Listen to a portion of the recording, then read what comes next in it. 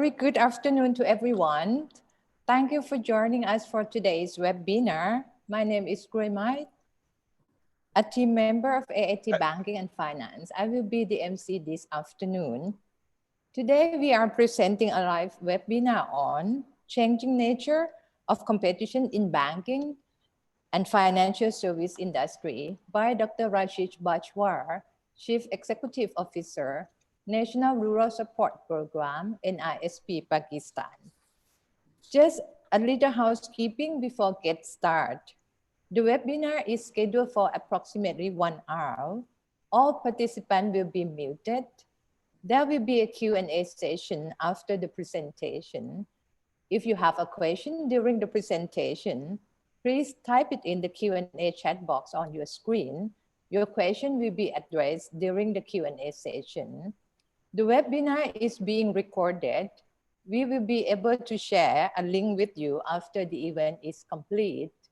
At this time, I'm going to hand the floor over to Dr. Sundar Venkatej, Program Director, Professional Master in Banking and Finance Program at AIT, for a brief introduction of the webinar. Thank you. Dr. Venkatej, please. Thank you very much, Mai, and a warm welcome to all of you. Thank you for being here with us this afternoon. This webinar was inspired by the course we are offering to our professional masters in banking and finance students, the PMBF program. And we were looking at some of the emerging trends that are disrupting the banking industry today. And one of the things we found was that the boundaries of the banking industry is getting redefined. So there is a very famous YouTube post in which a fintech entrepreneur says that banks can now be started with a very small amount of capital without providing the full range of services. So entry into banking is now fairly easy as long as you don't position yourself as a full service bank. In addition, we now see that there is an unbundling of the services that banks traditionally offered. And with this unbundling has come competition from very unusual quarters. One of the areas where we can see this unbundling working is in the payment sector. There is a host of private sector players now in this payment space who don't necessarily all have a banking license, but nevertheless are capturing a part of these bank revenues. Now, these thoughts led me to a discussion with my good friend, Dr. Rashid Bajwa. He has been at the forefront of the finance and banking industry, so to speak, in Pakistan. And as always, Dr. Bajwa has wonderful ideas on how these trends are emerging. And from that came the idea for this particular talk. I don't want to take away any surprises from Dr. Bajwa's talk, so you will hear from him his thoughts on what is going on, especially in the context of Pakistan, and how this industry is getting redefined, at least in the context of Pakistan. We will also see that there are many parallels from this to other countries in the region. And the important question here is, how are banks and regulators likely to respond to these challenges? It's my pleasure now to briefly introduce to you the PMBF program through a video featuring many of our current participants. And then I will invite Dr. Naveed to say a few words to the program participants. Thank you very much. Over to the video, please, Tanji.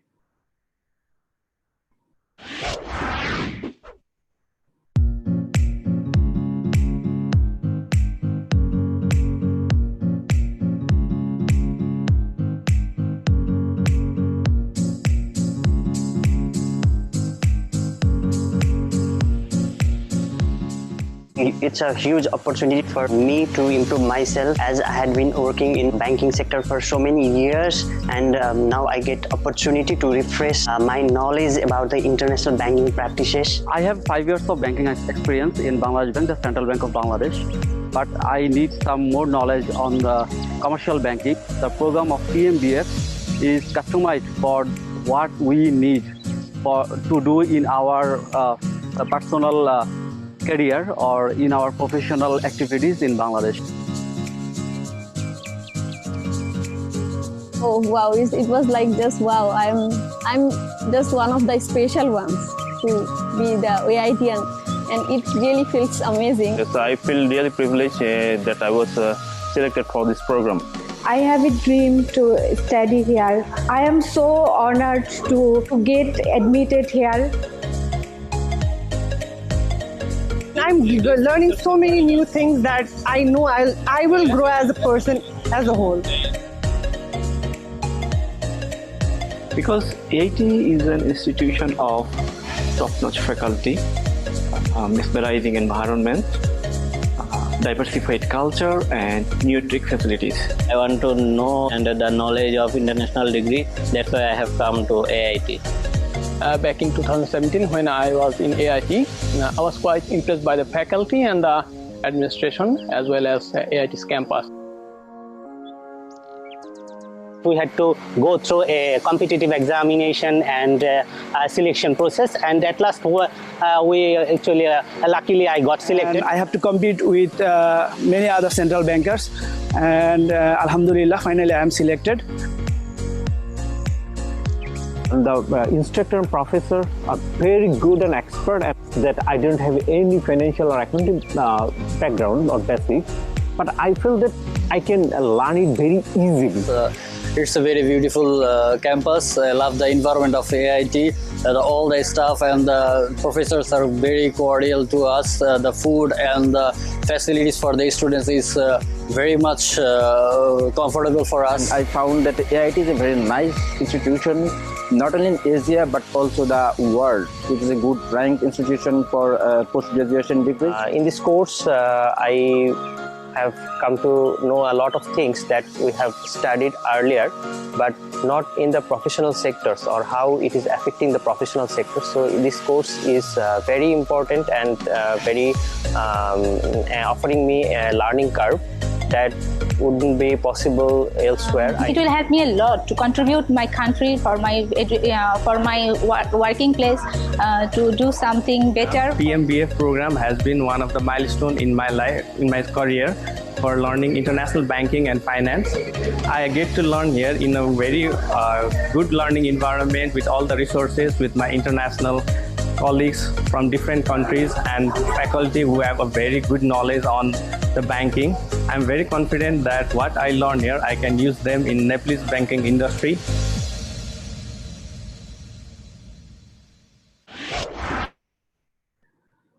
Thank you very much, Tanji. So may I now invite Dr. Naveed Anwar. He is the Vice President for Knowledge Transfer here at AIT. We'll say a few words about AIT and welcome our speaker and other participants in the program. Over to you, Naveed. Yeah. Thank you so much. Can you hear me?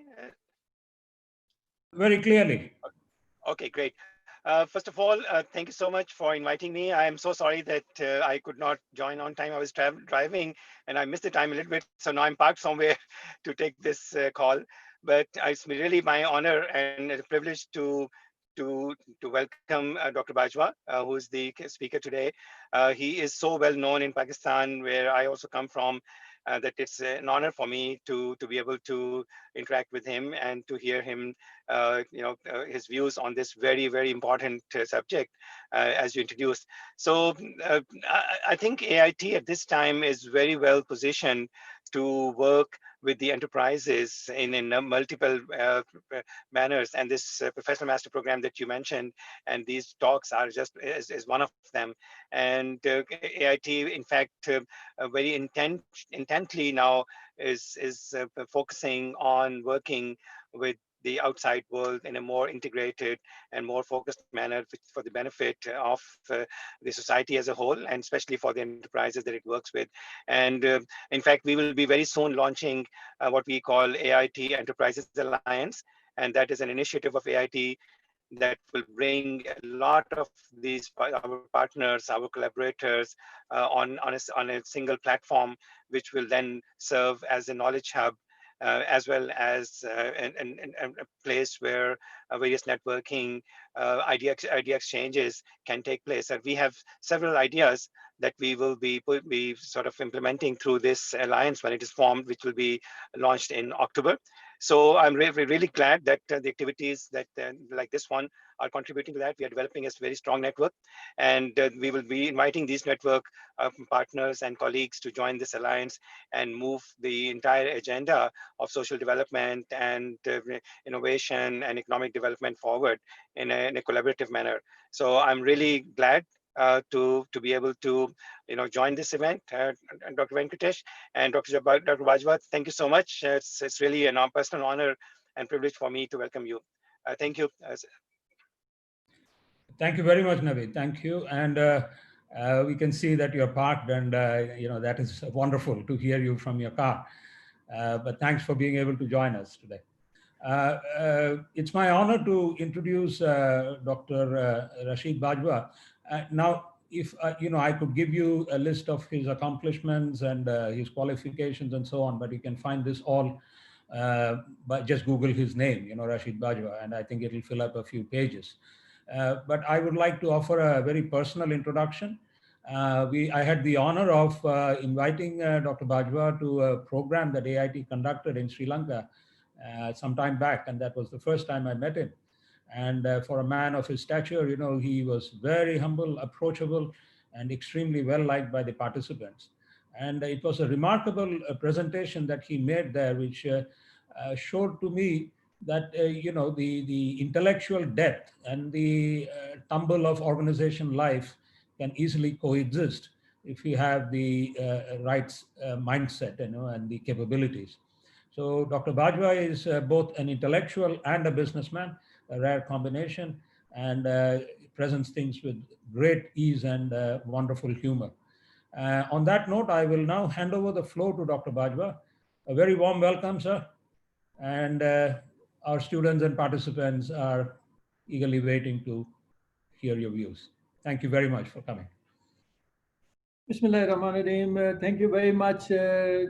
Must thank the entire management of AIT, particularly Jonathan and Dr. Venkat, to have invited me over for this. And I'm really looking forward to share my thoughts. And so the entire AIT, it seems that it's becoming now a kind of a second hub for us as well, AIT. So hopefully we are actually planning to do a lot of collaboration between AIT and NRSP. Let me just quickly share the screen, if I'm allowed.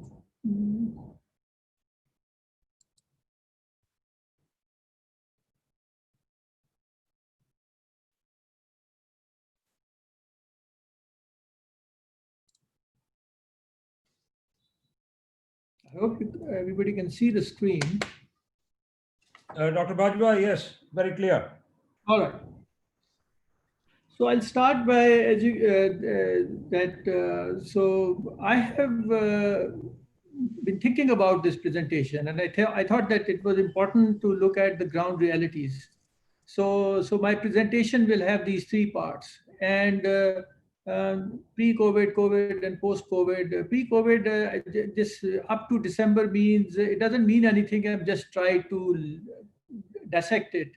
I mean, you can see that COVID was there before that, but let's look into that. It will be much easier to do that. And then from January onwards is COVID. And post-COVID, I'm saying that only when there is post-vaccine availability. So we are going through the COVID process. So this is one thing I just wanted all the participants to note. And the other thing, of course, is that so I'm dividing this into, because we're talking about capital markets. And so we'll be looking at large commercial banks. We call it the big boys. And then we have the small commercial banks and the large microfinance banks. As you know, Pakistan has a special law and microfinance banks. can be established around that law. And NRSP has one microfinance bank. Then the third is the small microfinance banks, which are regional or smaller with smaller equity and microfinance institutions.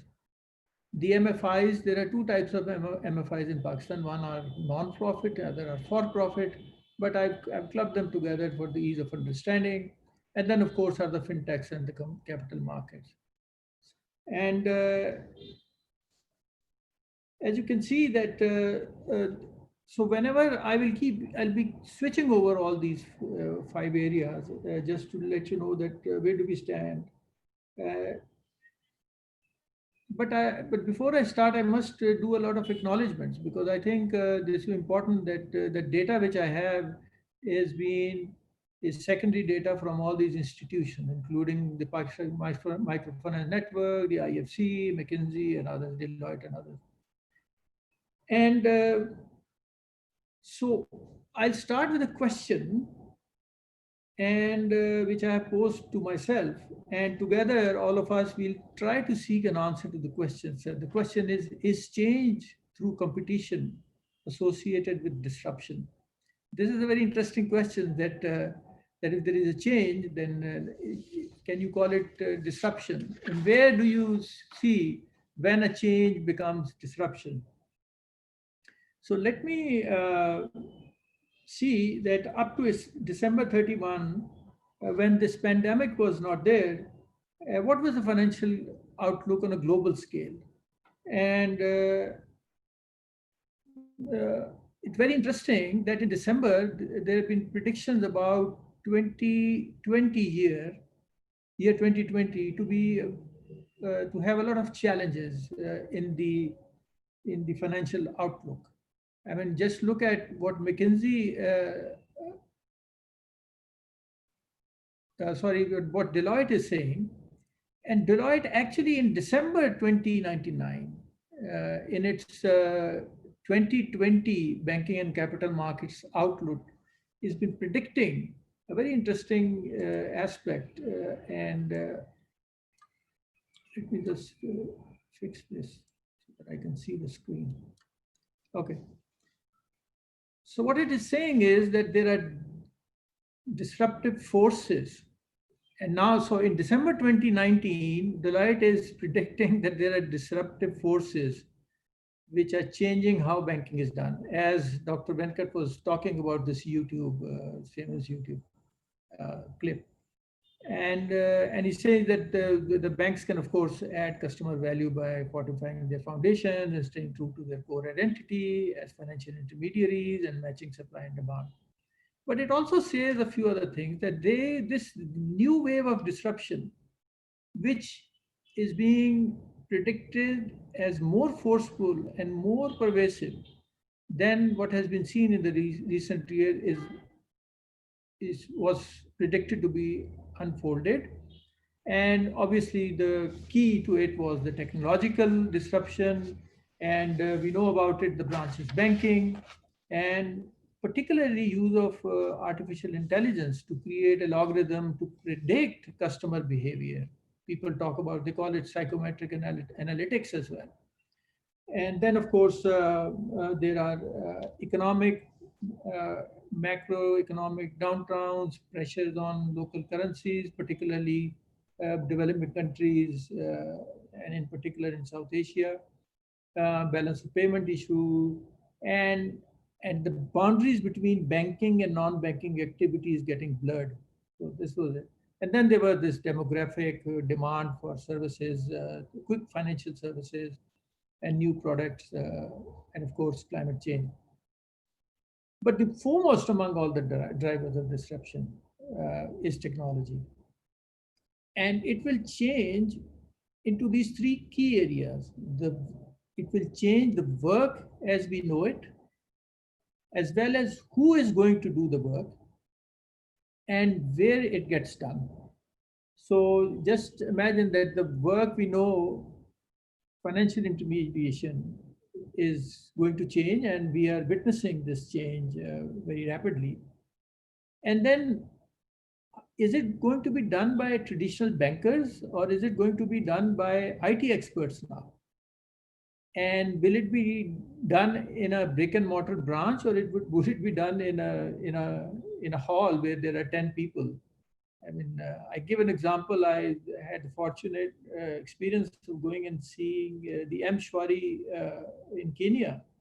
And I saw a hall. They didn't let us in, but the hall had about, I think, 15 people, and they were running this whole financial intermediation thing, which is globally recognized.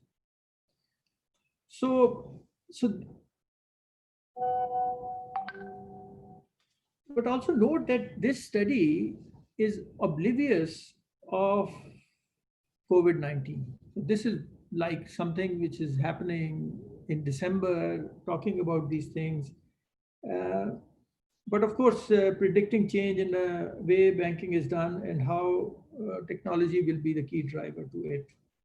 So, but linked to this is another study. This is done by another entity called Financial Brand Company, which is a global consulting, and it was done just last month. And look at it. And so this is June 2020, and they are looking at what they call it are these new age banks versus traditional banks. So I'm not going to talk about the traditional banks, we know all about it, but look at the new age banks, what they're saying, that there is a marketplace of community, customer-centric organization, high horizontal products, and culture of launch of fast risk-taking and leveraging partners through open platforms. And then, of course, the advanced digital capabilities, including data stacking and high scalability and ability to obviously plug and play. And the most important is data-driven business model with simple automated processes and an open platform. So now let's highlight these two aspects. As I said, I'm not going to talk about the traditional banks, we all know about it. That what are some of the key aspects which we are talking about? And the key aspects, again, would be if you look at the traditional financial institutions with mature business model, mature regulatory landscape, obviously very high barriers to entry and risk awareness. I mean, I know for sure that a lot of discussions happen on risk in these traditional banking. But of course, in these new financial institutions, they just find the gaps. So they're looking at the demand and they evolve their business models accordingly. And there's a low barrier to entry, risk tolerant, lean and responsive. And of course, they manage the customer's experience. So obviously, you can see that these new financial institutions, whatever you name them, they are in for a disruption, and they are actually doing this disruption. But with this now, let me take you to my country, Pakistan, and to have a closer look at what is happening to financial sector pre-COVID. And so, as you know that there are going to be,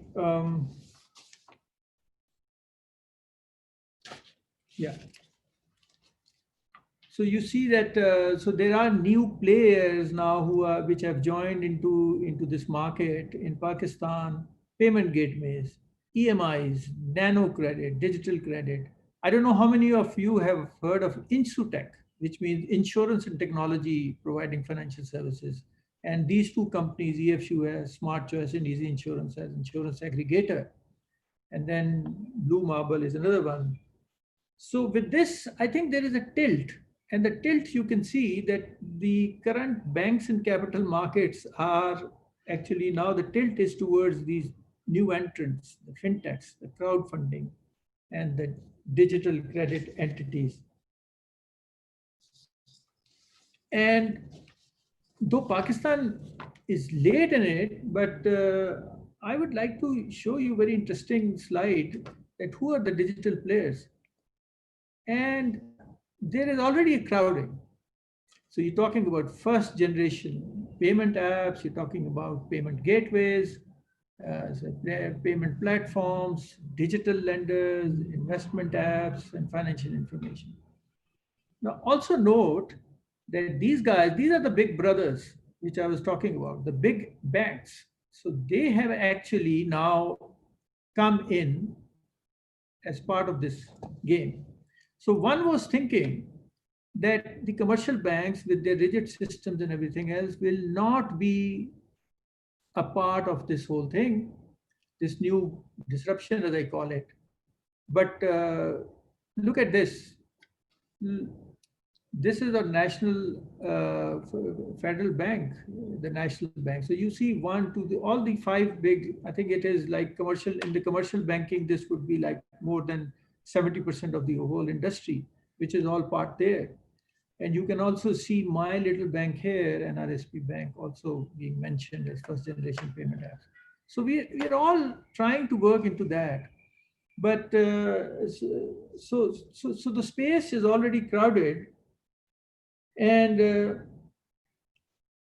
this whole thing is also actually the competition has started between the financial sector players and the technology players. And this is interesting. So as we said, that do you need a brick and mortar structure to do banking transactions? And we will see how COVID has actually clarified our minds into it. And if you look at the statistics in Pakistan, you will see that 2017, the conventional adult population of the conventional bank account was 10%. Within 2 years, it has reduced to less than 9%. And that's a big chunk which has been eroded. And look at the mobile accounts population, 3% in 2018, end of 2018, 6% in 2019. So it's already 100% increased. And this obviously could have been much more had these not issues, some of the structural issues, and I think you will bear me out that the other countries would also face the same, including withholding tax on over-the-counter transactions. A very important area is that merchants are reluctant to get on board in fear of documentation, and the confidence in person-to-merchant transactions. Pakistan has a lot of feature phones. I mean, you need a smartphone for this kind of have a mobile app. And of course, the agents which are there, they are in a free-for-all situation. They can charge whatever they want.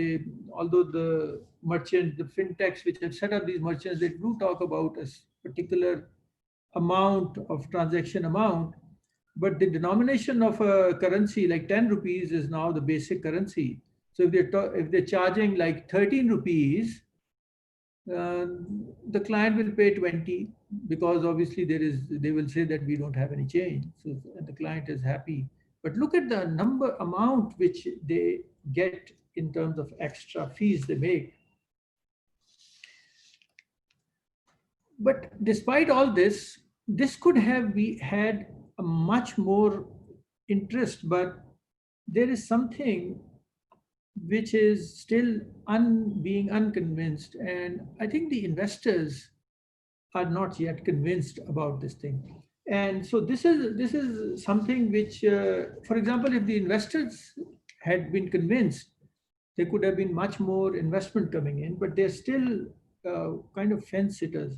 So here is a survey by Oliver Wyman, again in 2019, and they're asking these two questions. Simple question from the investors.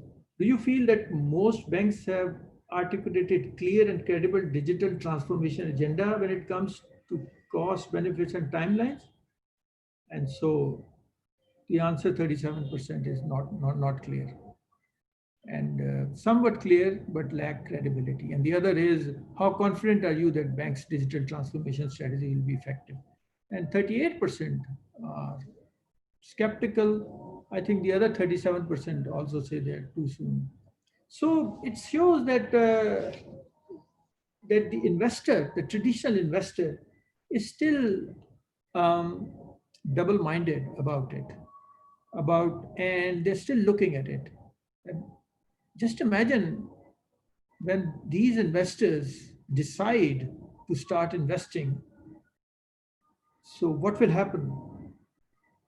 But we need to also answer the question. I think perhaps the reason why they are reluctant at the moment is perhaps because of this survey, which was done by Javelin Strategy, which is a consulting organization, and this was done this year, and they're looking at it, and the biggest issue which they're talking about is fraud risks in the digital challenge, as a challenge for financial institutions.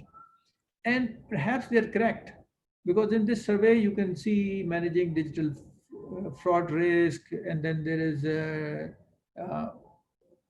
ability to authenticate accounts, fraud prevention. So you see that at this level, beyond this, there are a lot of issues which are related to the data sanctity and fraud. Now imagine that a startup with low capital will invest in technology which is also open for frauds and is much more riskier. So here is a divide, that if you have good capital, then you invest in a technology platform which is more robust. Not only that, these technology platforms keep on changing. For example, in my bank, we use Oracle FlexCube as a core banking system. I mean, after 3 years, you have to, buy a new one, and the earlier one gets redundant, and there's a lot of cost into it. So the technology and the evolving technology and the backups which entities give for the technology players who have created these structures, this is very important. And unless and until we keep on updating these and be abreast with the risks around it, it would be difficult for perhaps these, it will take more time for these investors, let me put it that way, to come in and jump into this field. I mean, and I have an example of my country where the pioneer of using the digital platform was a microfinance bank called Tamir Microfinance Bank, which is now Telenor Bank. And just look at it. So they're posing a lot of loss, but the loss is related to credit irregularities, which also includes fraud. So you can see that if you open yourself up, you are susceptible to these frauds.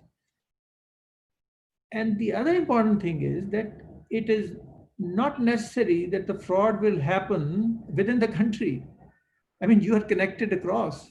So there could be a hacker sitting somewhere 3,000 miles, 10,000 miles away, and they can do it. So your risk is global and your business is local.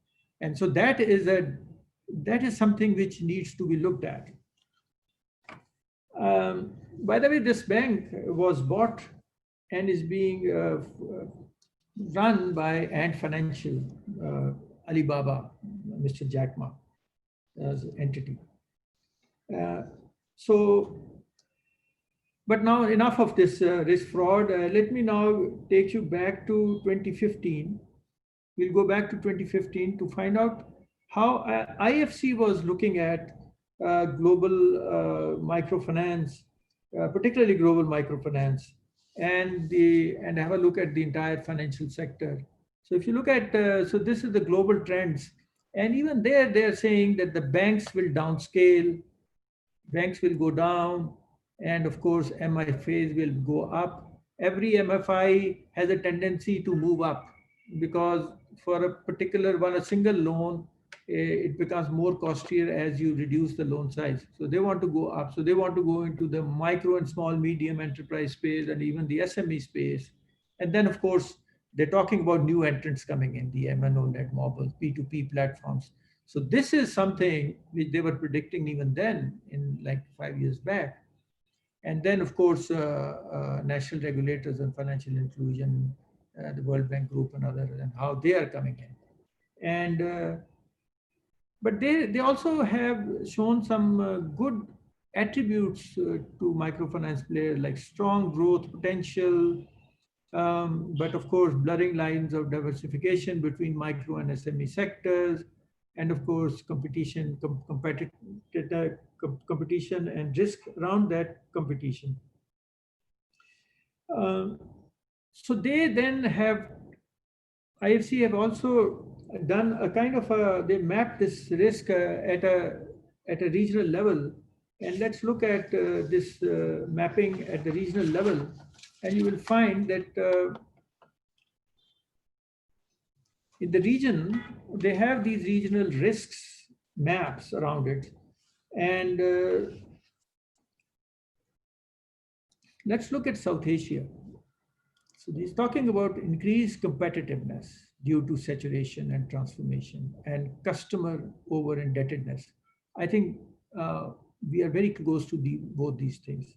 And but though IFC was right, heavens haven't fallen. I mean, we were thinking that this balloon will burst someday, somehow. But the balloon seems to be quite tenacious. It's like everybody talks about the real estate bubble market of London, that it is going to burst someday. It never bursts. So the balloon gets bigger and bigger. So till now, in South Asia, the balloon is getting bigger, but it's not bursting. But there are some key factors which needs to be discussed further.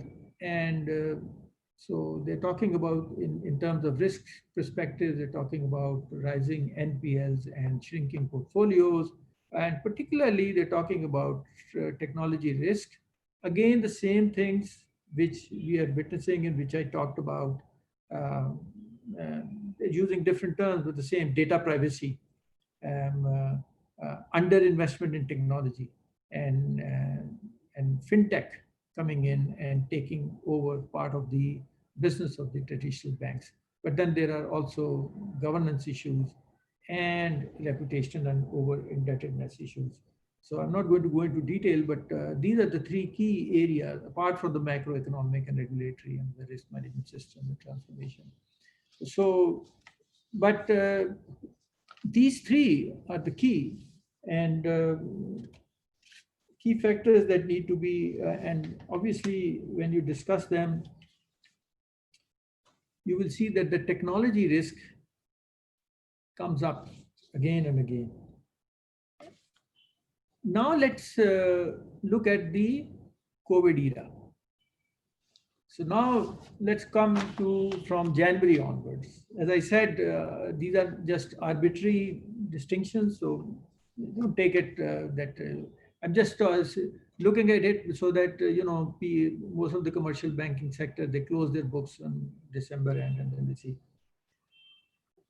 And it's just for the ease of my understanding and your understanding.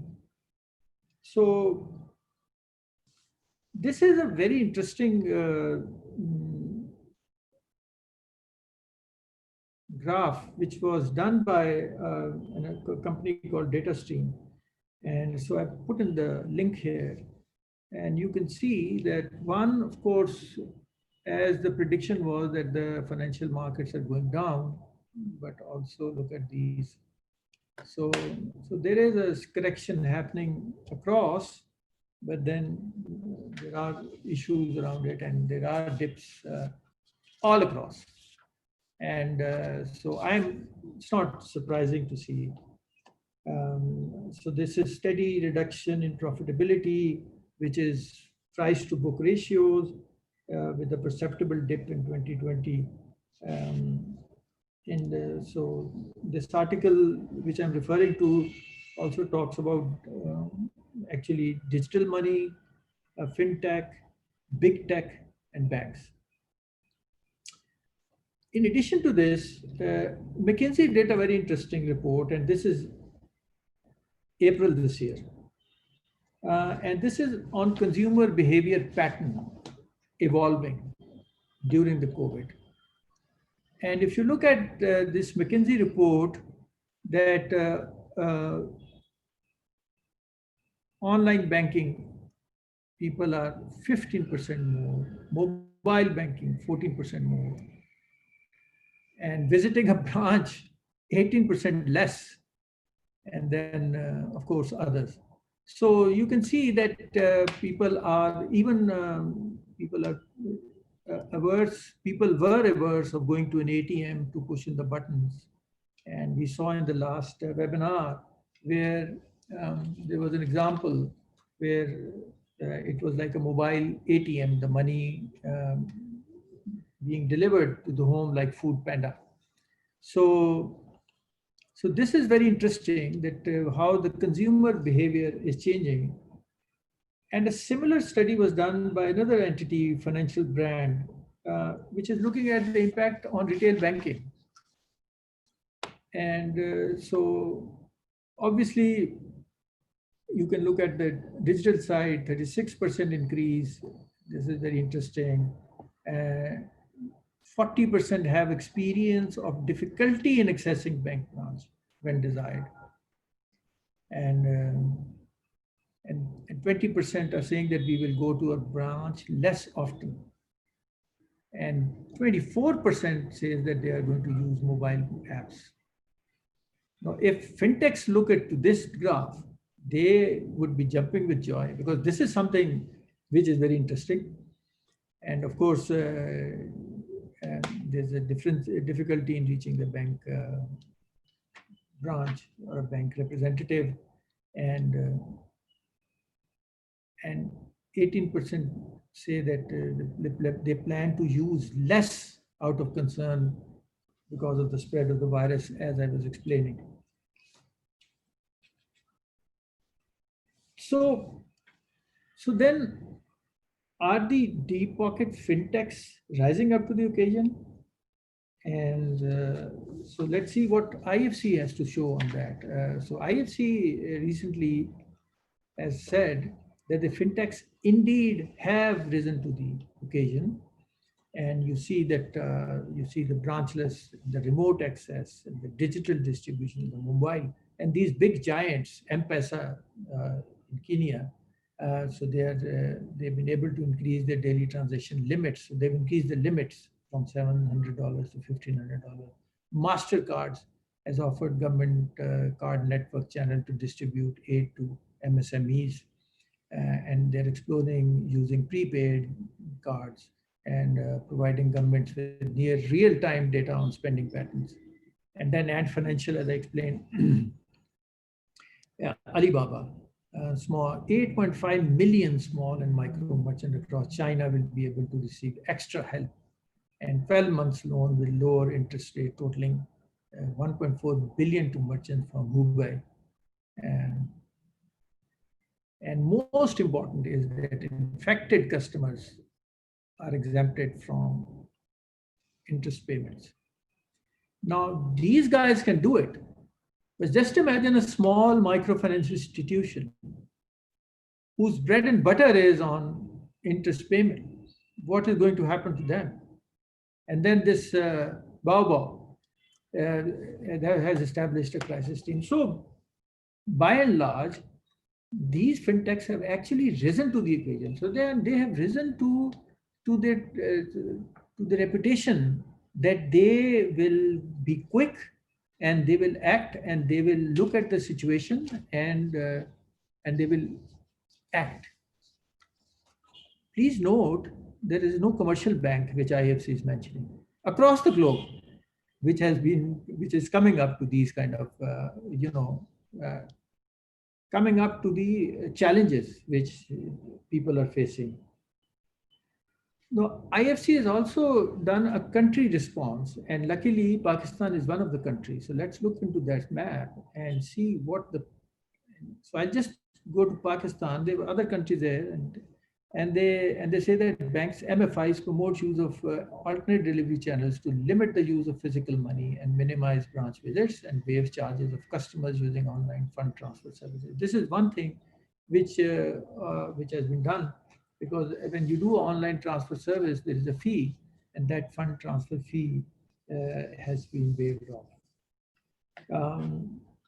So it's a but it is still a mixed profile. And I would like now to share with you my country profile and quite interesting indicators. So this is not so good. Real GDP rates 3.3% as compared to region, which is around 9%, inflation 7.3%, policy rate 13.25%. Although it has come down now, but just look at December. But also I must tell you that there is a background that these macro indicators are quite obviously concerning. But remember, this is the beginning of a new government led by the famous cricketer Imran Khan. And Pakistan has gone through a very tight IMF program. So perhaps we can't just blame the political government into it. But notice the banking indicators. I mean, banks are doing more than fine, I guess. Increase in profitability, 14.34%. Increase in deposits, 11%. Today, if you read the newspapers today, they're talking about very huge surge in deposits in commercial banks. What about microfinance? Very good outreach. You can see a steady growth, both in the borrowers and GLP, as well as in savings. So the microfinance vehicle was chugging smoothly till December 2019. And if you look at the total assets, again, the same picture, very healthy, very nice. Everybody was happy.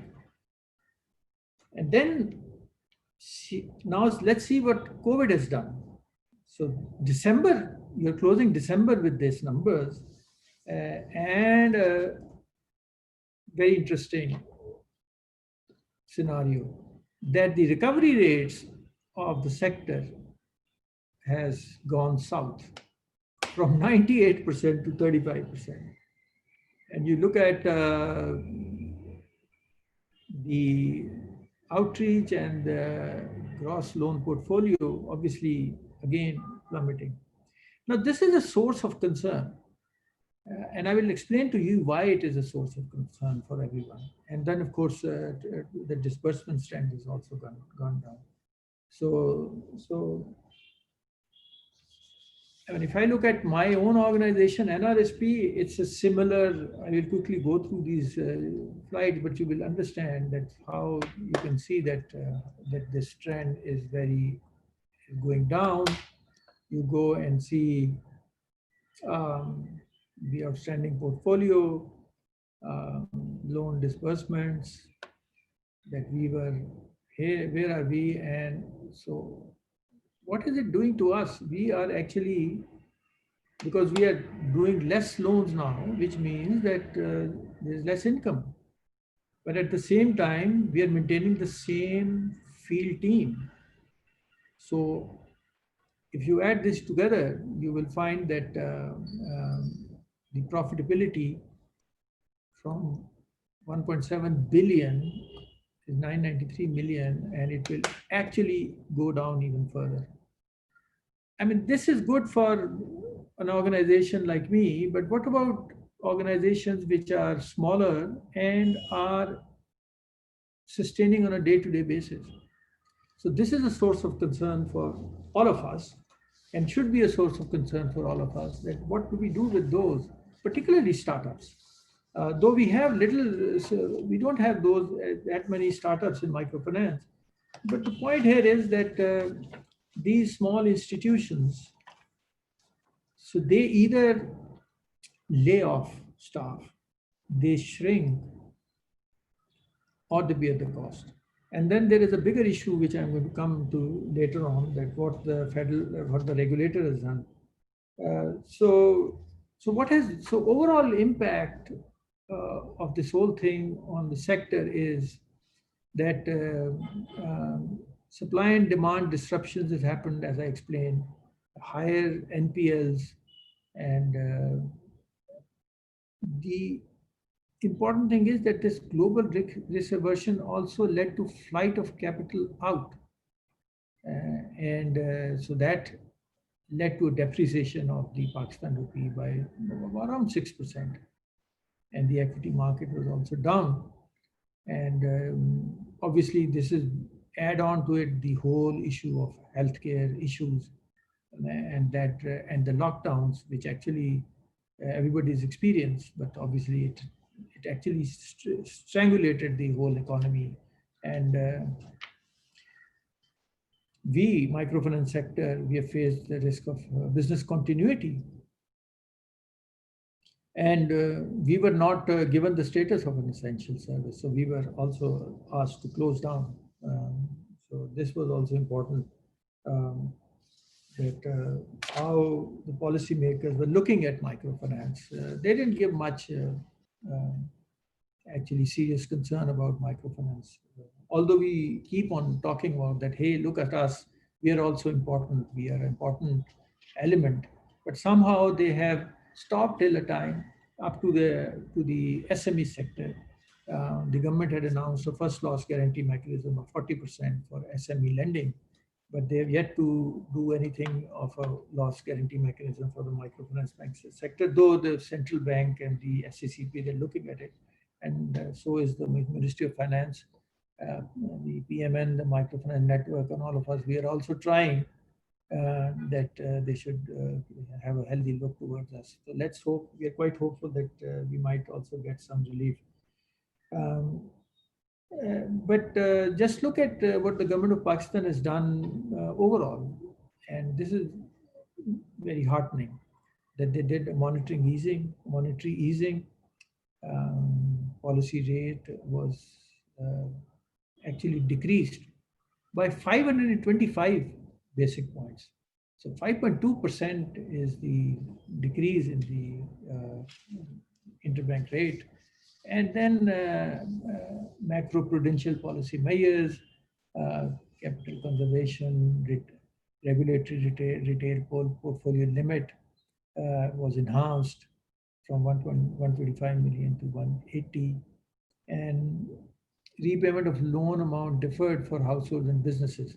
Now, this is the key. So they asked us to defer or restructure the loan amounts.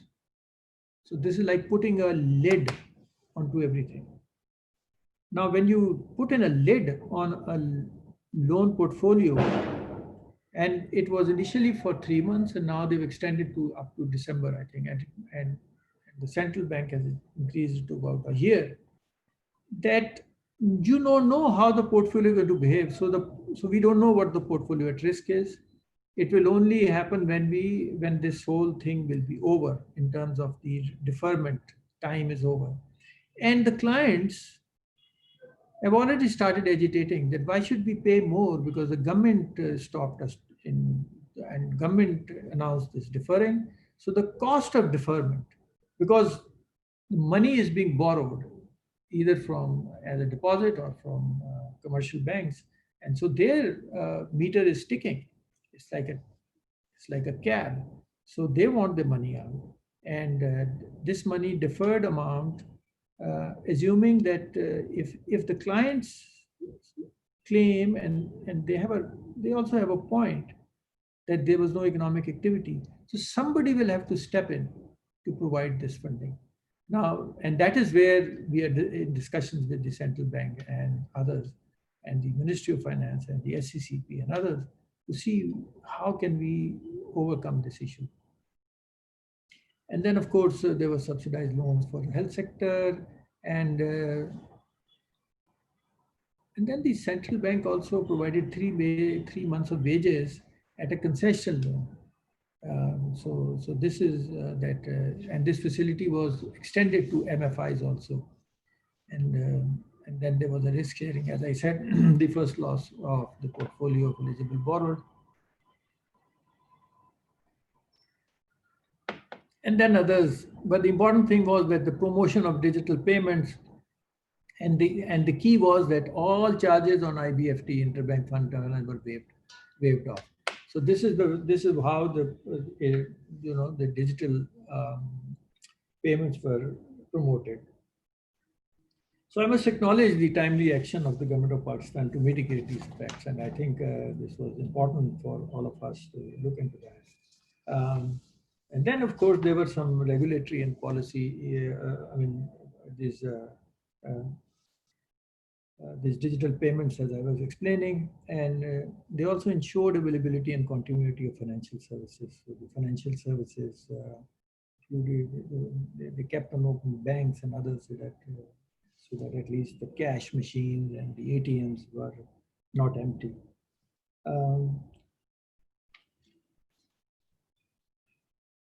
So by and large, if you see that the fintech sector is doing well, the microfinance sector, particularly the small players, are struggling. The larger players have the depth to actually absorb. And let's look at the commercial banks. How are they doing? So in commercial banks, the banking sector, there hasn't been that much big an impact. And though they did saw that in the first quarter of 2020, there would be a strong impact. And we will see how the commercial banks have done. And there are some contingencies planned, but most of it, I think, for the commercial sector, the commercial banks have continue to be insulated, minus the small banks, which were already struggling before that. And if you look at the fintechs, of course, as I said, these were the issues which were measures adopted, waiver of transaction fees, and also the fees which earned on all utility bill payment services was shared between the banks and the respective ESOs, and urgent arrangements were made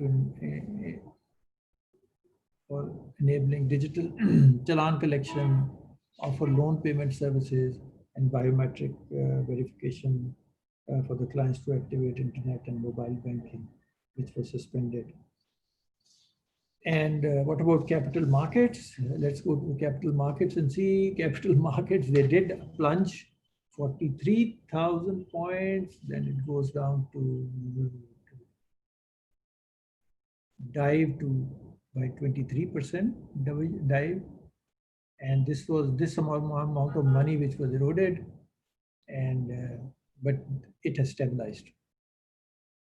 This is very interesting, that after this initial dip, there is a stabilization. So the capital markets, with the initial hiccup, they are now doing okay. So what are the lessons learned? So let me look at the lessons learned, and the lessons are that proactive and organized interventions by the policymakers and regulators. Timely action has been taken. Deposit-taking entities remain stable and continue to operate. Now, when we're talking about deposit-taking entities, we're just talking about commercial banks, because there are two types of deposit that we know: term deposit and the CASA. And so large big boys, the big boys, they actually control the country's entire current account and saving account, which are sticky, low-cost deposits. And then, of course, entities which had higher capitalization felt more comfortable. And the real threat was extended for longer. Well, obviously, the threat was an extended lockdown, which did not happen in Pakistan. And of course, the organizations which had the liquidity, they were the kings, and they were better off. And And then institutions relying on digital modes of transaction were able to continue their lending and recovery activities to some extent. And of course, e-commerce was mainstreamed in the overall business. Now, the e-commerce here in Pakistan was mainstreamed in a very different manner. It was not the credit card or the debit card which actually spearheaded it. Neither was the mobile one. It was what they call cash on delivery. So they've created a new, I don't know, other countries, I'm sure they're doing with the same, that now you log in, you can order something, and somebody comes and delivers the product and takes cash. So there's no digital kind of a transaction happening. So it's a hybrid model which has developed, becoming very popular in Pakistan, actually. And so this cash on delivery thing needs to be looked at more carefully. And I think a lot of research has to be done, because this is a new, I call it a Pakistani model, I don't know with other countries, that so they've created this hybrid of a digital e-commerce transaction. It actually circumvents the entire merchant transactions. And the merchant transaction, as I explained earlier, merchants are very reluctant because of digitalization and documentation. And with this, they can overcome this whole documentation process. So now the taxman can't come and catch them. So everybody's happy. And then, of course, people who even have credit cards. I mean, so let's look at Food Panda. If I have to order a burger or a pizza, I would not like to use my credit card. Rather, I would like to click, and there's no cost. There's no incentive, except if a bank has a special promotion that it's the same price. So why don't I give a cash so that my credit card sanctity is not, because I'm also concerned that somebody, the risk of hacking is there. So with this whole thing, let me now go to the post-COVID. Now, in post-COVID, as it has not happened yet, so whatever I say is my assessment, and obviously anybody can question it. And I will accept it as we are still going through the epidemic. And I said that post-COVID will come when the vaccine is available to the general public. But so this is kind of a little, some predictions which seems, so it can be neither here nor there, but I'll just share some of my thoughts into it.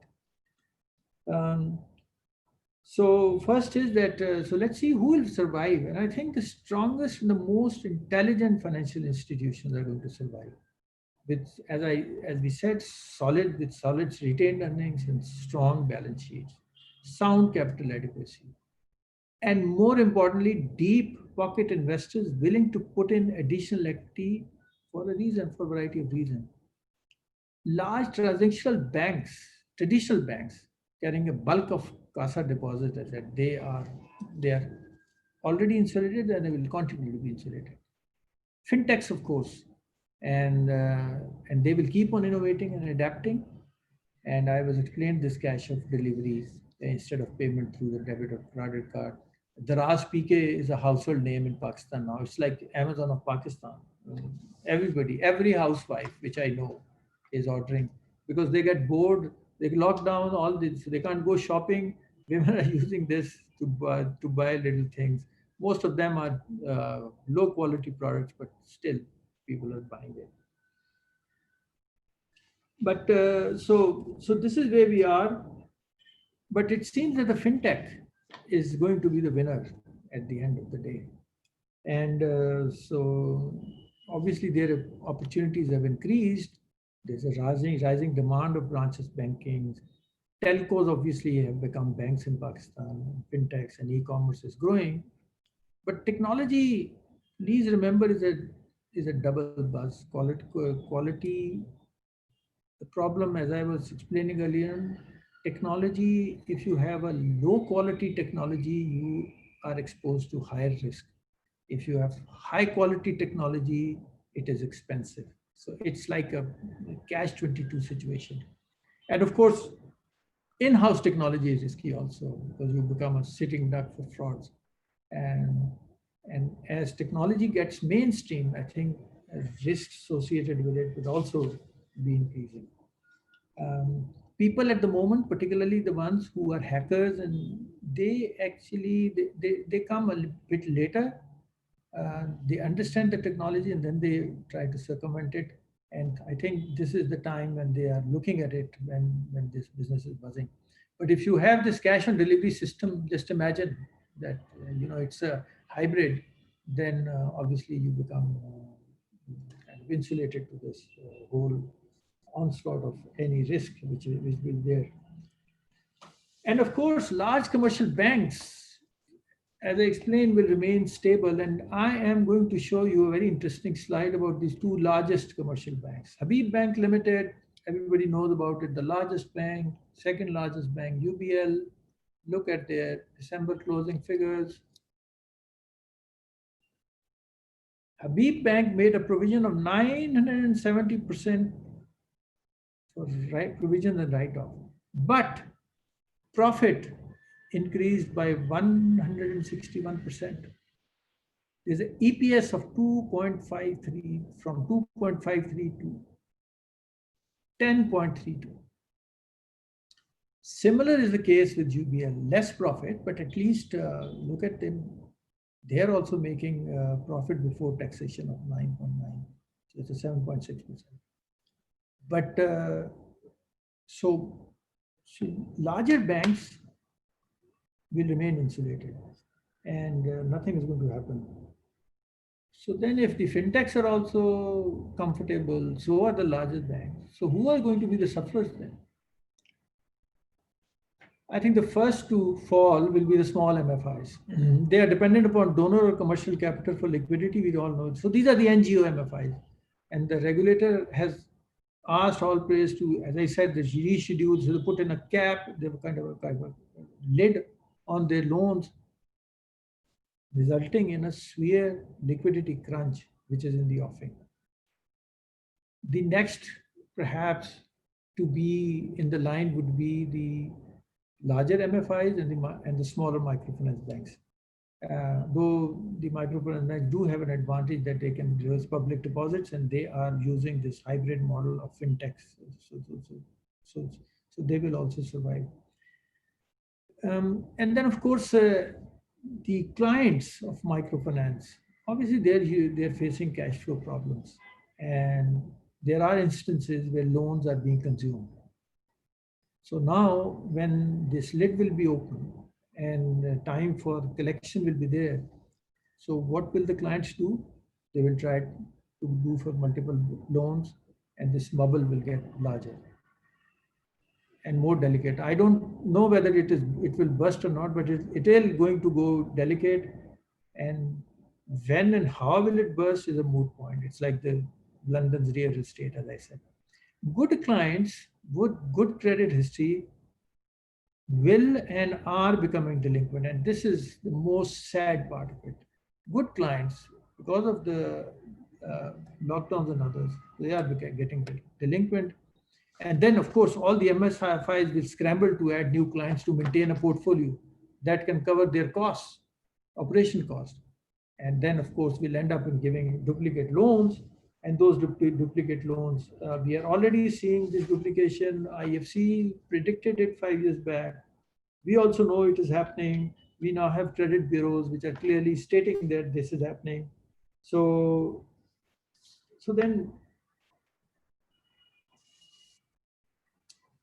if that is the case, then what is my future, the MFI future? So I will say it depends. And institutions with low retained earnings, low equity and capital adequacy, and who do not have deep pocket and patient investors. These are two key areas. You need to have an investor with a deep pocket, and you have to have a patient investor. So I don't know, this is like the ideal partnership. Will it happen or not is something which needs to see.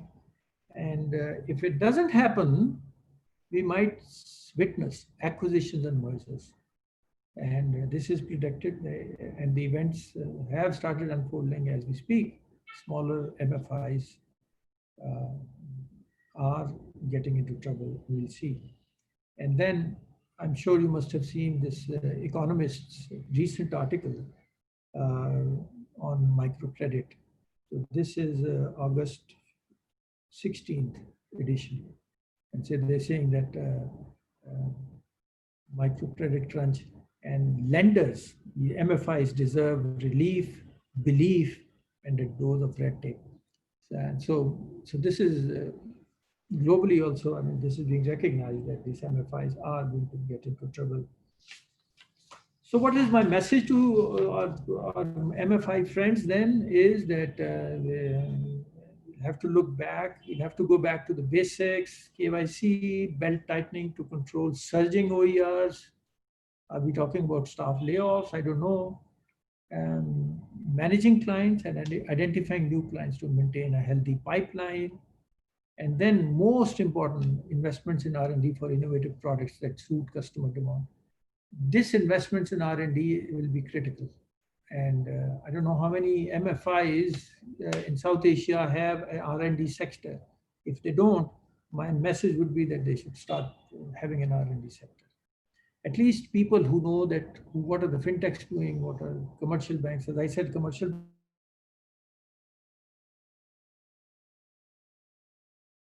banks are also coming down. They're now getting part of this. So I think fintech ecosystem will grow. We should also start becoming part of perhaps the fintech ecosystem. What about the small banks, the tier 2 banks? They may survive, some may not. And their business model will have to change, and they will have to somehow create a balance between earning from liability products like CASA versus loans. Microfinance banks, for example, earn their money from loans. So microfinance banks are no different from MFIs. They're doing similar kind of a product, except that the loan size is larger. But they should focus. Although it is very difficult, I know that because in my bank also it's very difficult. That what is the percentage of CASA?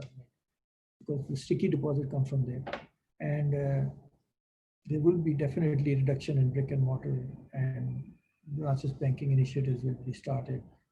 My bank, NRSP bank, has already have a license of the branches banking initiative, and we're working on to that. And who will be the survivors? With investors willing to inject additional but patient capital and willing to take losses. Those institutions which have robust balance sheets and their ability of the institution to somehow access liquidity, especially long term, and preferably tier 2, in an era of liquidity crunch. Now, these are utopian terms, I think, but this is the recipe for survival. Whether this will happen or not, but of course there would need to be at the policy level. Some of the things which need to be done is that the sector, the regulator, the policymakers will have to look at microfinance as a sector and to reckon with. And we're already talking about the minimum capital requirement. Just imagine that the central bank doubles the minimum capital requirements for microfinance banks. I think half of the banks will already merge then. And so they will either lose or merge.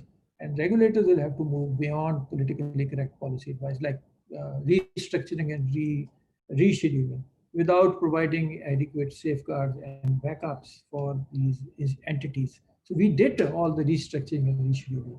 But who's paying the cost for that? That is something which is still, I hear a lot of silence into it. And I don't like the silence. I need some clutter and some noise around that, at least discussion on that. So this is where we were. So now, in the end, let me go back to my question. The question was, is change through competition associated with disruption? And to there could be many answers, but my answer is that it depends. This is like the economist's answer. Sometimes change happens due to a natural cause and can be far more disruptive. than competition, and it opens far more opportunities than one can imagine. Some good, some not so good. And to me, this natural change, this COVID has actually added fuel to the fire of this disruption, which was being predicted initially and by Deloitte, and now it is getting more and more. We keep on looking at things. We are still in the middle. We don't know how it will unfold, but trust me, at the end of this whole COVID issue, things will look quite different from where we are at the moment. So with this, I thank you very much, and I go back to the administrator. Thank you, everyone. Thank you very much, Dr. Bajwa. That was wonderful, data-filled, insightful presentation. We are now open for questions. So you can type in your questions on the Q&A. And those among the panelists, you can directly post the question to the speaker, Dr. Bajwa. Sanjeev, you would like to? Thank you. It was a wonderful presentation, Dr. Bajwa. Really, loads of information and lots of great thoughts there. So, but from my perspective, I think in terms of Nepal, we have many different issues. Of course, we share the similar in terms of the challenges, both the regulatory regime and also from the, the general mindset in the banking industry, as well as the industry and customer. So, of course, the case is more or less similar to what you have described also in Nepal. We are also struggling to, get our feet on the ground. After we just had opened after about 3-4 months of lockdown, but then from today, the capital city Kathmandu is completely shut down for initially for a week, but we don't know how long this will last. It has created a lot of queues, and I'm particularly concerned about the number of small business operators. They're about like a small country like Nepal with only 30 million population. We have about 400,000 registered small entrepreneurs, call them MSME or SME, whatever. The livelihood is affected, the cycle, the entire economic ecosystem is affected. So, and the fintech situation, as you described, Pakistan is somewhat in a more advanced mode compared to Nepal. So we are still in an early stage of growth. Yes, on COD model, most of the e-commerce is on cash and delivery here as well. That is a nut that we have to crack and should not allow that to happen or stop it, before they get too excited and ambitious, because that defeats the whole purpose of the fintech. Can't go on that hybrid model of still touching the cash. So we are trying to vision the entire cashless economy. So these are the kind of the thoughts coming to my mind compared to what's your experience in Pakistan. And of course, we are closely watching the South Asia, what's happening in India and other parts of the South Asia, as well as into the East Asia. So Nepal is a bit different, as I explained to you, because of its own, its size. The economy is only about $30 billion, but the number of players in the financial market are, I think, too large compared to the GDP. We have about 27, 28 commercial banks and about equal number of second tier banks and the third tier banks. And then of course, over 90 microfinance institutions. So all these are licensed by the regulator. So this is where a major drive of the consolidation is already been driven by the central bank, where we expect to have visible consolidation of merger and acquisition as we move forward in by the end of at least this fiscal year. Actually, amidst this COVID, Nepal is one of the few countries that ended its fiscal year in mid-July.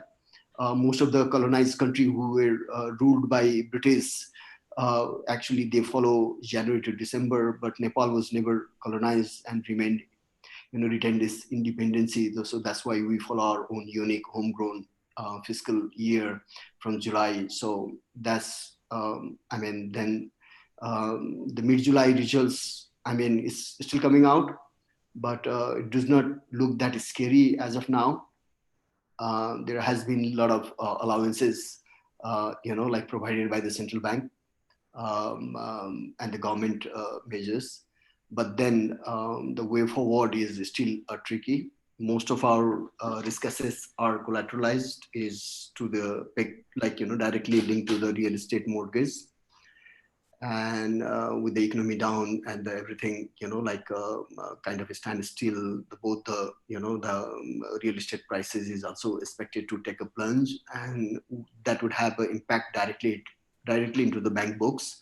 So only time will tell how the industry will react over the period of perhaps by second or third quarter of this fiscal year. And when I'm saying this, that's around sometime in at least towards mid-April. So that's the kind of situation. And of course, I agree with you. And then the technology or bank, the escalating cost of technology, as mentioned by you, and the limitation of the banking industry.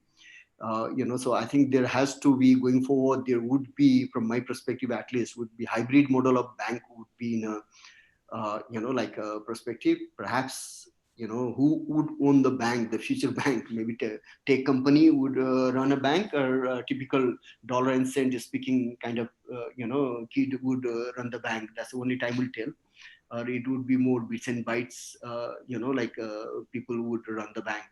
So only time will tell. So I think, so those are the kind of the thoughts from my side. So perhaps let's hear from other panelists as we go forward. Over to you, Dr. Sundar. Thank you very much, Sandeep. Dr. Bajwa, you mentioned something interesting in saying that deep-pocketed investors are required at this moment.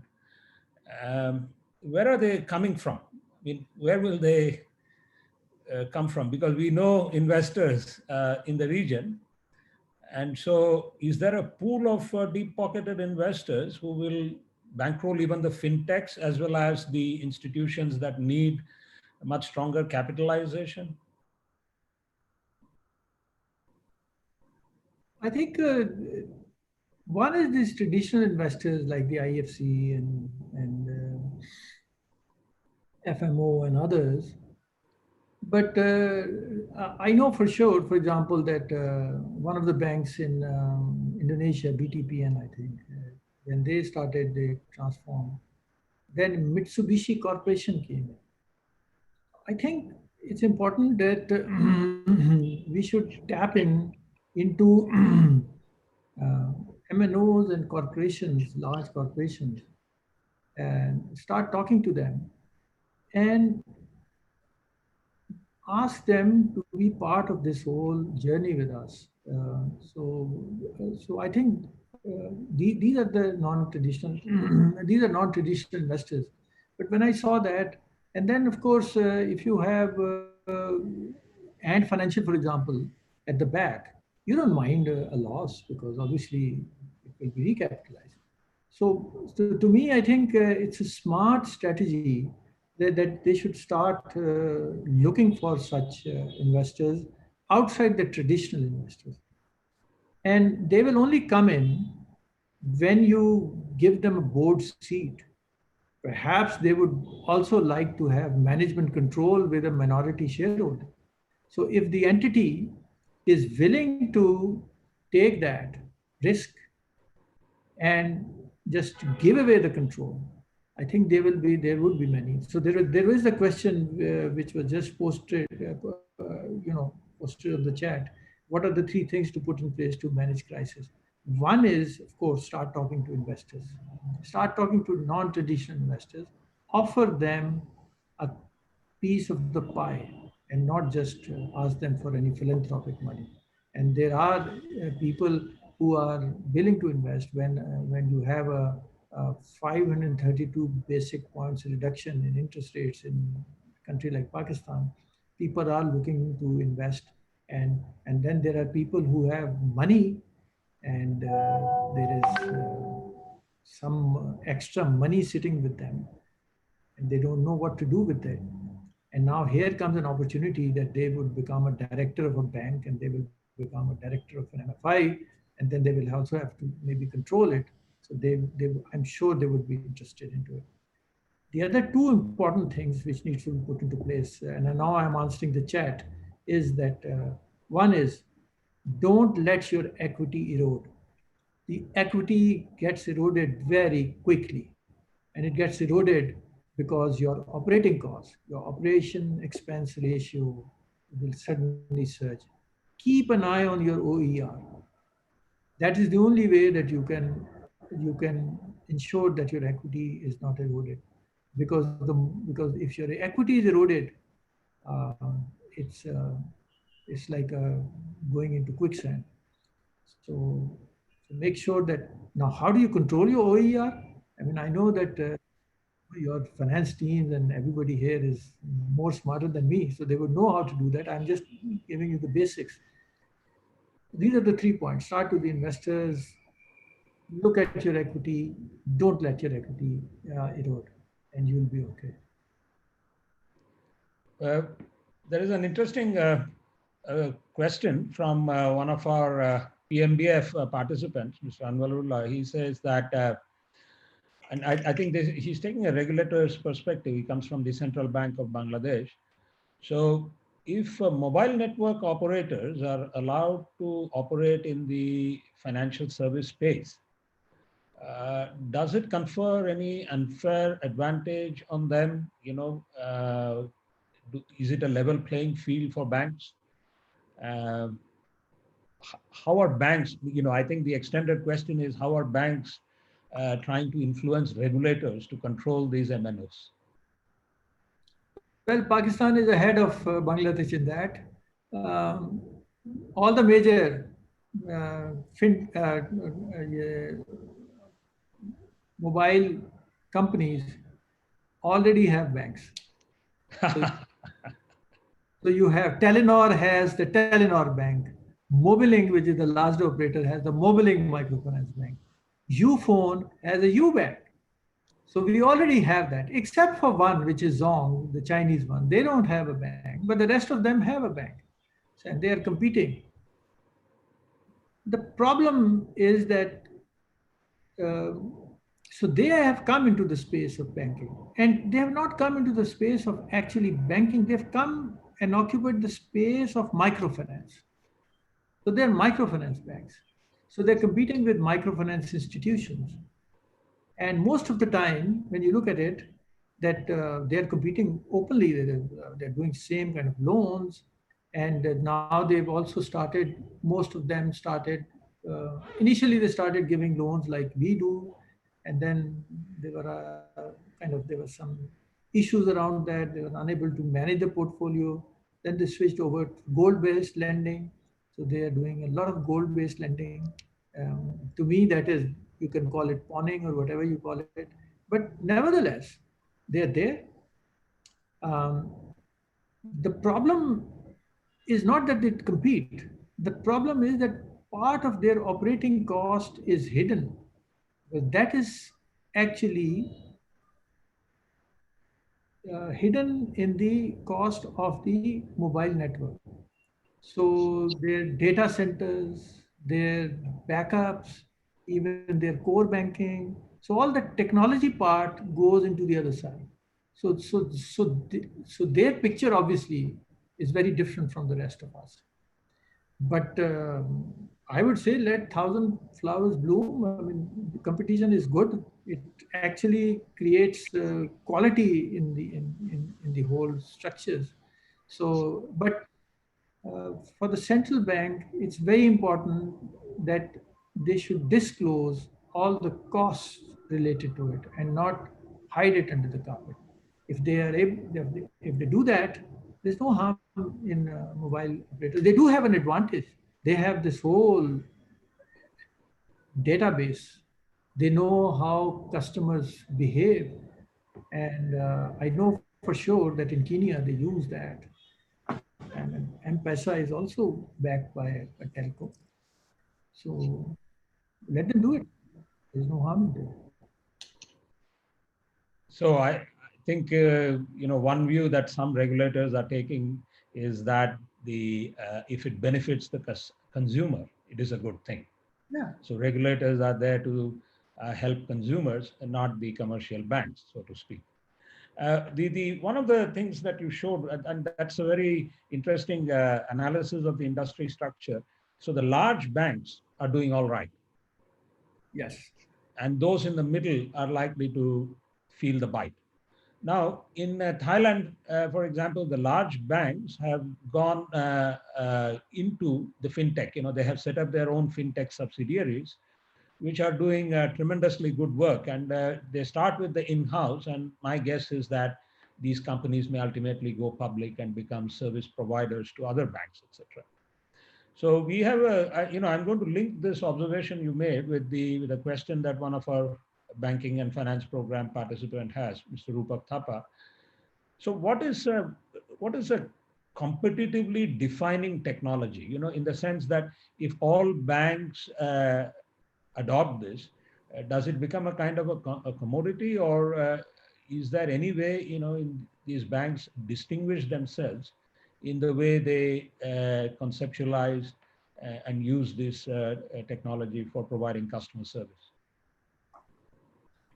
It's very simple. I mean, as I showed you that this ecosystem of all these fintechs, and you saw those commercial banks there. Now, they're sitting on such huge, large scale retained earnings that they can do anything they want. I mean, it's just a question of their focus. I mean, I'll just give you an example that during this COVID, the government of Pakistan gave a stipend, 12,000 rupees, to the poorest families. And I think they did about 7 million transactions. So it was 840 billion rupees. Single bank did that, Habib Bank Limited. Not a single issue around that, because they had the whole wherewithal. They could invest. All they needed was these POS machines and internet connections with the Nadra, and they did that. And now they run an advertisement and how efficiently they did that. No other entities. I mean, if, for example, the government had come to me, I would not have been able to do that in that time, because I don't have that backup, that money which they did and how quickly they did that. So you need this whole organization, you need a structure there. And then you need some heart to do that. I mean, you should be happy and willing to invest. They did, because they were sitting on that amount of money. So remember this Pac-Man game where the big Pac-Man eats up the small Pac-Man. So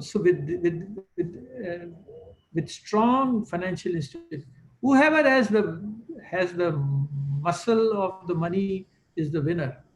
And this is my message, that large commercial banks, actually they can define the technology.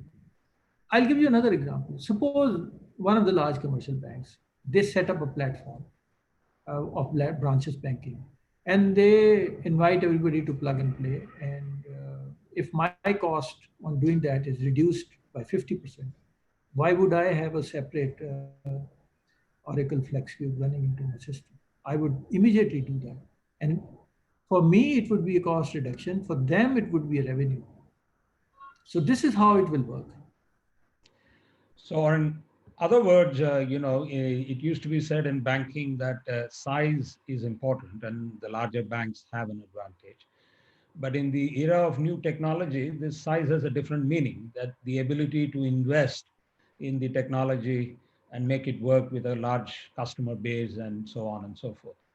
So in this so-called disruption, if you like. Just explain the size issue. It's very important. I suppose there is a commercial bank having 500 branches. But at the end of the day, it is just making 100 million rupees of profit. And then there is another one, which 100 branches, but makes 1,000 million profit. So which is larger than? To me, to my understanding, I think the other bank with 100 branches, but making 10 times more profit is more stronger. And they have the ability to invest further. So, what we are seeing, at least, in Thailand, is that the Siam Commercial Bank, for example, has launched a 6-year digital transformation program. And my guess is that it's costing more than $1 billion.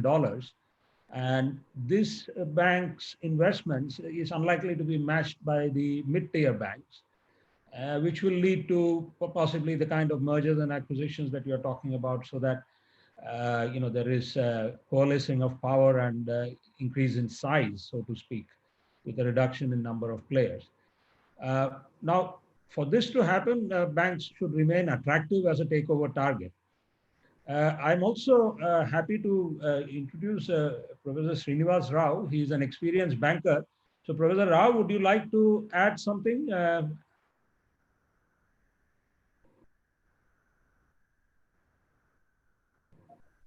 I think he cannot hear us.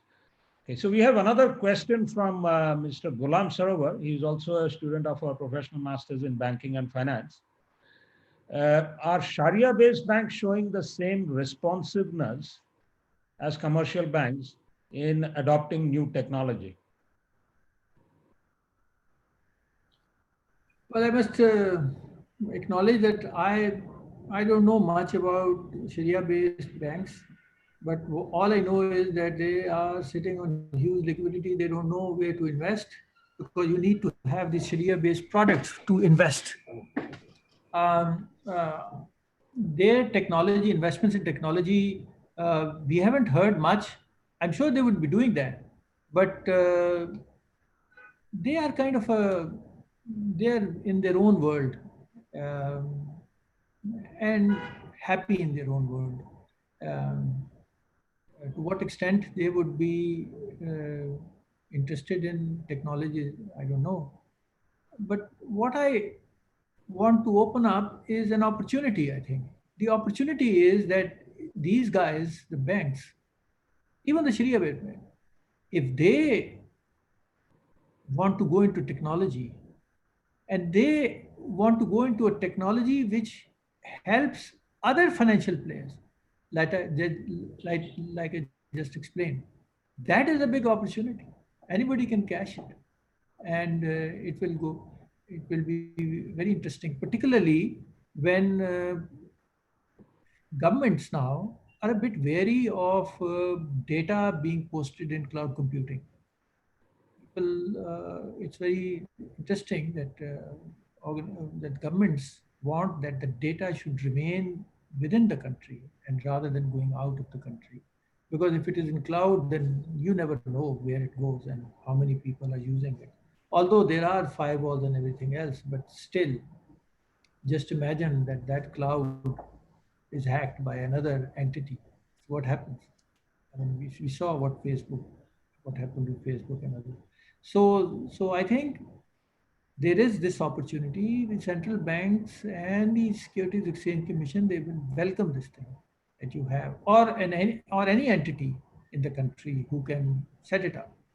And I know for sure that Pakistan Microfinance Network is also trying to look into that and to create this kind of a clearing house for the microfinance institutions, funded by DFID and the Central Bank, State Bank of Pakistan. But this is an opportunity, but it will only work if my cost is reduced. Suppose you have a setup and it costs more than what I am already paying. What is the use of it? Why would I get attracted to it?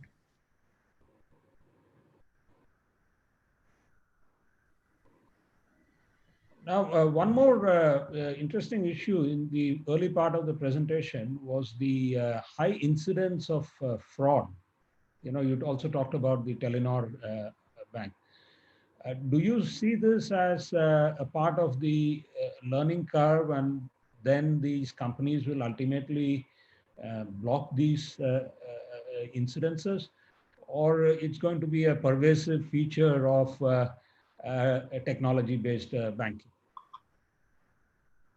To me, this is the most profound risk in technology-based banking. And this risk, to me, will increase. It will not reduce. Because people, as soon as they understand what the technology, they will come and they will try to circumvent the system. So one has technology companies and people who are in this business of financial intermediation, they will have to be on their guards all the time. And they will have to invest. That would be their cost center. They will have to invest in the latest and the most upgraded technology, which is safer. The problem is that it will cost more. Most of the retained earnings of such entities will perhaps keep on going into the technology and its upgradation. So this kind of cat and mouse game will go together. Who is the ultimate winner? Nobody knows. But to me, entities will have to be on their guard all the time, because it can create havoc. And as I said, that if you do a fraud in a traditional bank, the fraud is limited to that branch, or to the, at best to the region, or at best to the country. This fraud is global. You can sit anywhere. I mean, I'm sitting in Pakistan. I can, if I am a hacker, what stops me from hacking a bank in Thailand, for example?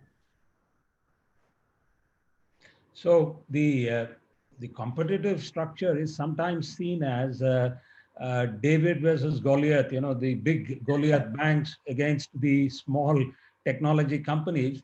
But your presentation is showing that these technology companies, or the fintech or the technology-based banks, cannot be small. They also have to have the same kind of resource backup that big banks have. So it's going to be ultimately a Goliath versus Goliath rather than a David versus Goliath battle, right? So here is the interesting dilemma. The dilemma is that it is very easy for a young person to smartly think and set up this. It doesn't require that kind of a barrier to entry also. They can also enter very easily. But God forbid if they get into trouble, then there won't be any backing. And I'll tell you another thing, in the financial markets, your reputation goes. They say that there was this instructor in the Civil Service Academy of Pakistan, a British, he would say to the batch of the civil servants who were getting trained that, guys, look, you will be judged by the worst amongst you. So if the entire, if something happens like this, so the entire technology ecosystem will be judged. And that is the reason why, though there are a lot of entrants into it, it's not yet flooded. It might get flooded. But imagine just a big commercial bank or a big corporation coming in and putting in smart youngsters. Even if they, so they don't have, they would have deep pockets to invest. They would not mind an initial hiccup or a loss, and they will manage it properly. So money begets money, sir. That's the principle. That principle has not changed. So on that note, if there are no further questions, thank you very much, Dr. Bajwa. I now hand over the floor to Ms. Kloimai for her final closing. Thank you, Dr. Venkatesh. So the event has come to an end. Thank you very much for all of you to being with us this afternoon. And we look forward to seeing you again at our forthcoming webinar on how our banks and regulators responding to disruption in the payments industry by Mr. Sanjeev Subar, Chief Executive Officer, Nepal Electronic Payment System Limited, Nepal. So goodbye for now. Look forward to seeing you again. Thank you very much. Thank you very much, Dr. Bajwa. And thank you for all of you for your wonderful participation. So see you again next time. Thank you very much. Always a pleasure, sir. Thank you. Thank you. So thank you. Thank you, Karamai.